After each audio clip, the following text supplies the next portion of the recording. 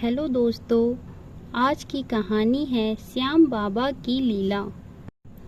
ये कहानी है गोपाल की, एक निर्धन लेकिन निष्ठावान भक्त की, जिसका हर सांस श्याम बाबा के नाम से शुरू होता है और उन्हीं पर समाप्त होता है। गोपाल एक छोटे से गांव में रहता था। जीवन में साधन नहीं थे, लेकिन आस्था की दौलत बेहिसाब थी। हर गुरुवार को वह 15 किलोमीटर पैदल चलकर खाटू धाम जाता था। बाबा के दरबार में हाजिरी लगाता और कहता, हे श्याम, तू मेरा ही सहारा है, तू ही मेरा परिवार है। लेकिन एक दिन गोपाल के जीवन में बड़ी कठिनाई आई। उसके खेत में आग लग गई। जो थोड़ा बहुत अन्न उसने उगाया था वह भी जलकर राख हो गया। पूरे गांव ने कहा, अब तेरा क्या होगा गोपाल? बाबा ने कुछ नहीं किया तेरे लिए। पर गोपाल मुस्कुराकर बोला, जिसने अब तक दिया वही आगे भी देगा। श्याम की लीला अनोखी है।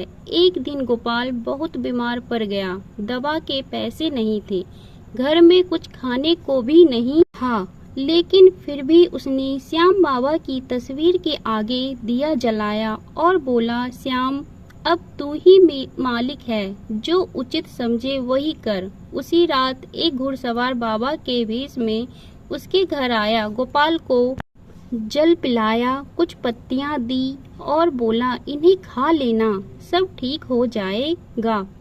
सुबह उठते ही गोपाल बिल्कुल ठीक हो गया। उसे लगा ये कोई सपना था, लेकिन घर के बाहर घोड़े के खुरों के निशान थे।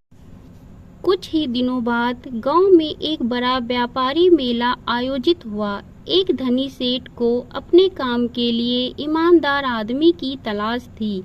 गांव वालों ने गोपाल की सच्चाई और ईमानदारी की खूब तारीफ की।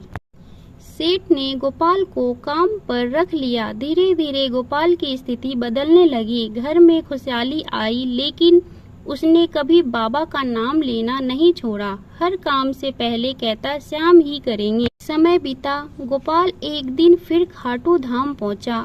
अब वो खाली हाथ नहीं था। उसने बाबा के चरणों में प्रसाद, फूल और अपने आंसू चढ़ाए और बोला, हे श्याम, तूने जब मैं टूटा था तब मुझे थामा। ये तेरी लीला ही थी जो तू खुद मेरे द्वार आया।